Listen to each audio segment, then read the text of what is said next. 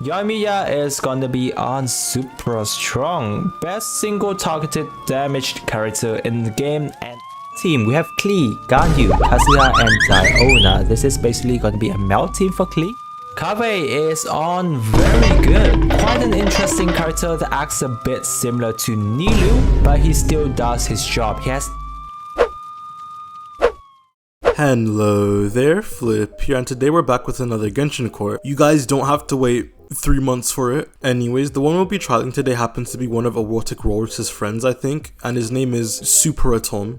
Blood must think he's a superhero or something with that Superman sidekick ass name. Supera is of course a Genshin channel with almost all of his videos revolving around meta discussions and banners and character talk, so there is a lot to grasp at. One thing of note I stumbled upon happened to be his top team videos, in which we'll get to that. He seems to be another Genshin content creator that just lacks overall meta knowledge and goes purely off of feels crafting, which always turns out to be entertaining to look into. Oh yeah, and for those of you who don't know what Genshin courts are or what they entail, the extreme TLDR of them is I'll be trialing certain Genshin content creators based on the takes on the meta of the game in general, and give them a fitting sentence accordingly. So if that seems interesting to you, make sure to drop a like and even consider subscribing, as I'll also be dropping another one later today because I love you guys. And now that that's out of the way, let's just dive right into the first piece of evidence, which is about EULA teams.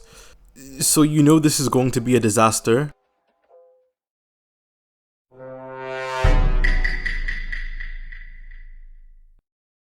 in collaboration with Paimon's Bargain, we're going to be having a huge giveaway. You aren't winning anything. Don't bother. Team number 1, it's gonna be Eula, Mika, Rosaria, and Kuki Shinobu. The first team! Eula teams are quite possibly the simplest thing to build. How have you already messed up? Eula cores for a physical team range from Eula Official, which is very single target oriented, and Eula Raiden, which is a lot better in multi-wave and has a lot better AoE. On top of being more comfortable. And hell, even if you did want to use a Eula Kuki core, which isn't really recommended as you lose a lot from not having Fischl or Raiden, as cryo off-fielders are not close to the damage they offer, why then also bring Mika?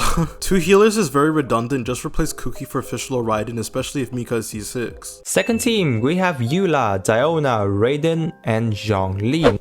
Oh my fucking god. How bad do you have to be at the game to where this is even a consideration? 2 of some of the strongest shields in the game, one of which is also a healer, and Diona isn't that great of a battery for Eula teams as Eula can't pre-funnel, making rotations really awkward if your Eula isn't on a pretty high amount of ER, even with Raiden. Then we have Diona, obviously gonna be for cryo resonance and help out with energy regeneration.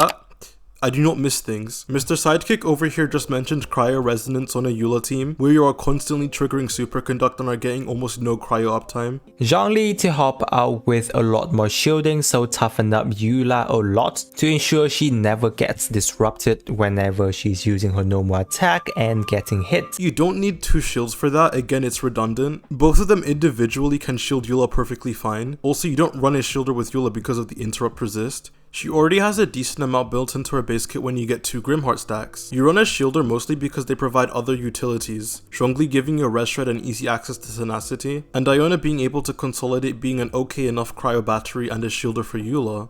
But they don't provide that much utility over other flexible options to where you need to run both of them at the same time. Also, I feel kind of mean pointing this out, but usually when you get gameplay you want to show something interesting or a good clear, but he spent almost 2 minutes on this chamber and you haven't even got to the last wave. This clear isn't even just gone, it is down in the trenches. If you are saving Zhongli for other team or you don't have Zhongli specifically on your account, then you can always just substitute him for any of the electro character like, you know, Kuki Shinobu, Fischl, and they will be very good. There was an opportunity to make a LeBron level clutch up with his last few words, but I don't know why I expected. Like with having 2 shielders, having both Fischl and Raiden on the same Eula team is also pointless. Not only is it a complete waste of opportunity cost using both of the best electro characters on the same team, it's also just extremely awkward. You would have a more pleasurable time playing Genshin on a Nokia than trying to balance Fischl's uptime for both Raiden and Eula. And if you wanted to use 2 electro characters, Fischl and Raiden have no synergy, with Eula added onto the mix. Third team, we have Eula, Mika, Jin, and Yunjin. Now this The only thing I'm going to say is good luck bursting on anyone. It's not even worth the effort to show on this team. Next, we have Eula, Lisa, Rosaria, and Mika. Solo Electro Lisa? I am convinced this man is a masochist. There is no other way you'd punish yourself like this. I don't even think he needs a sentence at this point. He seems to be doing worse off playing these teams than whatever I can give him. At least Mr. Sidekick isn't running 3 healers, but this is also just as bad. And since most of Lisa's Electro app is tied to her burst, which is never happening in this team, let's be completely honest, you get extremely low superconduct uptime neutering her damage for no reason. Finally, now I actually saved the most interesting team for last.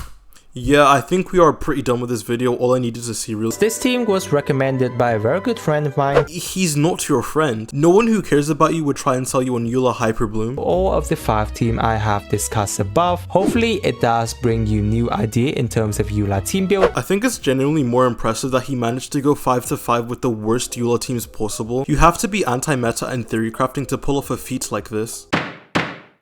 And that will be all for this piece of evidence. If this is a sign of what's to come, it's not looking good at all. Again, going 0-5 is an insane record. That is on par with Veggie. Renji levels of L's. Now for the initial sentence for disrespecting my majestic Queen Eula by putting her with bad teammates 5 times, that will be 5 years with no further punishment because you seem to be doing that to yourself enough. But I digress. Going swiftly onto our next piece of evidence, we have everyone's favorite, a tier list, where we can get a quick knowledge depth test, shall we?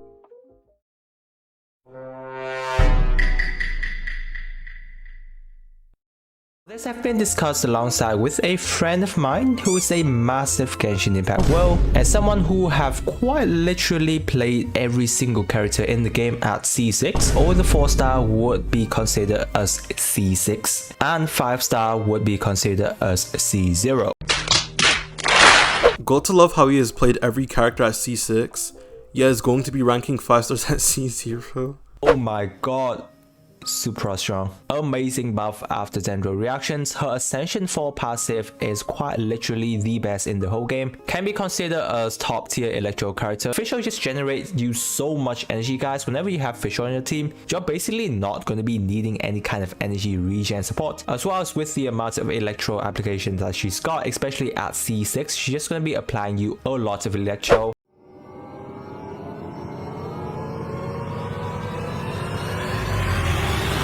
I'm removing a year. Shut up. This is my court. Order. Ganyu is the only few character in the game who's a top tier DPS while also being able to have amazing support for the team. But Ganyu is just so versatile that slot her into any team and she'll be able to do some work for you. What support? Gonyu's best role as an off-field cryo applicator is to be used with Ayaka. Cryo doesn't have that many great reactions, forward melt is impossible and impractical. You should have your rights taken away from you if you use Gonyu as a superconduct support. And then we have Freeze, in which if you have Gonyu, just use her as the main freeze damage dealer. Also, you can't slot Gonyu into any team, she generates so little energy, and if you build ER into her, she's doing no damage on top of Cryo messing up some reactions. Her only role worth really using is as a main damage dealer either through Morgana as mentioned or through Melt. You can also make some funky hyper fridge teams, I guess. Free-to-play Hu Tao, guys, is very good due to many free-to-play polearm options. Where? What free-to-play polearm options? White Tassel? Now the only reason to justify playing Klee is because she's cute. Other than that, there's just so many pyro characters at this point. On meta-wise, she can't even compete since her damage level just fall off. I mean, not really. Klee's raw damage is on par if not above most pyro damage dealers, especially for factoring more than one target, and even in single target it's also quite solid. Considering the Eula teams you played in the last piece of evidence, I'm guessing you just put Klee in something dumb like a vape team to come to this conclusion. Klee's only issue now is basically just practicality. Getting off the right combos all the time is a pain in the ass, especially when trying to juggle enemies so you don't get hit, as Klee doesn't really use a shield and is quite squishy. Showcase, since her buff is really high, Bloom and Hyper Bloom teams want Hydro, so Mona can definitely function in those teams. She has negative Hydro application. You are not going to be able to make good Bloom teams with her. Bloom and core damage also isn't affected by Mona's Omen. You know, the thing her entire kit revolves around. So no, she isn't good for Bloom stuff at all. Sucrose still on very good tier, guys. Sometimes she gets compared towards Kazuha, but that's not actually the whole picture. For her main role is to give your team EM while Kazuha is buffing elemental damage. I actually have not watched all of the tier lists at this point, but I'm telling you, I bet on my left testicle that the sidekick of the week is going to put Kazuha in the highest tier. Child, he is gonna be on good enough. The only thing that Child's currently shining in is, Child International Team. Wow, his only strength is being used on the strongest team in the game. What a dog shit unit. He's just there to basically apply Hydro so that Xiangling can vaporize, and that place can be replaced by like Yelan and Xingqiu. They still works fine. Quiz time. If National is about vaping Xiangling's Pyronator, which spins in a massive AoE, and then you have 2 single target Hydro applicators, why do you think the AoE Hydro applicator is preferred for the AoE Pyro damage dealer? That Chao is currently some of the worst 5-star Hydro right now, since what he can do, the other can also do, while at C0 you have to practice playing him with his skill cooldown, so there's currently a lot of things that's holding Chao back. Got to love how he also copes with Hu Tao's cancels, but yet can't switch off a character after 9 seconds. Lastly, saying Child only applies Hydro is kind of cringe. I have made this mistake due to overcorrecting what people viewed Child as, but yes, even though Xiangling is going to be doing the most sustained damage, and Child's main role on the team is to enable Xiangling, it's not like Child does 0 damage. He still gives you access to immediate frontload, which is great for multi-wave content and multi-phase bosses, and his damage, especially in AoE, is nothing to sneeze at either. The point about using Xingqiu or Yelan here is also extremely misguided, considering it also means you can use Child for this team and put Yelan and Xingqiu on other teams, as they are some of the best characters in the game and a lot more flexible than Child. If you invest into his burst, guys, he does do quite decently high damage, around 80k damage per. 80k is horrible! We get a new Orcon every time Zhongli's burst animation ends, and you're telling me we only get 80k out of it? Kazuha can definitely save the account. I don't think we actually have to discuss too much about his power. I told you. Thank God my testicles are intact. Komi, she's all the way on, can save your account. Don't have to discuss much as her support capability is off the chart, guys. Above Xingqiu? Ayato gonna be on super strong, way better than Chao, so much easier to play, long burst filled up. Fuck me, zip up his pants when you're done throating him. The Kamisato dick must go crazy for this visceral reaction. Candice is gonna be good enough. At C6, Candice still helps your team with a lot of stuff. My friend who have invested a triple crown Candice with Constellation, and her E does like 200k damage, which is higher than Child, and that is a 4-star character on a 4-star weapon, guys. Why does he hate the Child so much? What did he do to make bro so mad? Oh my god, did the Child beat the brakes off of Mr. Sidekick Superhero or something? This is levels of hating not even I go to. Kaveh is on very good. What? This has to be a prank. Kaveh is so bad it hurts. He ruins the structure of your already existing Dendro teams, making them way harder to pilot while not offering a ceiling raise in return. Baizu is gonna be on not bad because, guys, Yao Yao exists and she's a 4-star character, and also most of us have a copy of her on the team. So Baizu is pretty much gonna be a preference character. He does his job well, which is, over healing you most of the time, and that's mostly it. He does have access to shield, but an insanely weak shield. So it's just basically there to stop you from getting interrupted. Why does it matter if we already have a Yao Yao? That doesn't suddenly make Baizu bad if he does Yao Yao's job better. Also, his shield is weak because that's the gimmick. The shield constantly refreshes with decent enough HP to be able to withstand strong attacks. Even if the shield was 1 HP, it would be able to absorb massive blows and then give you a new shield in return. And going back to your logic, drop every single Pyro DPS down a tier simply because of the fact you get Xiangling for free. You have actively contradicted yourself. And in exploration as well, she can help you with climbing and stuff, but in the meta, guys, you're basically not going to be using Kirara. Kirara is arguably the best Dendro unit for Aggravate right now, and also gives you a significantly better Nilu Barber team to pilot. Saying she's not used in the meta is a horrible take. That will be this piece of evidence concluded. Good lord. The tier list was doomed from the beginning. The sidekick over here doesn't even break past surface level with the knowledge he has on the game's meta. He also hates Russians. The only saving grace was the official glazing, which is always morally correct. But besides that, you were getting another 4 years for disrespecting our Hydra boys. Calling Yoimiya the best single target DPS is also a take.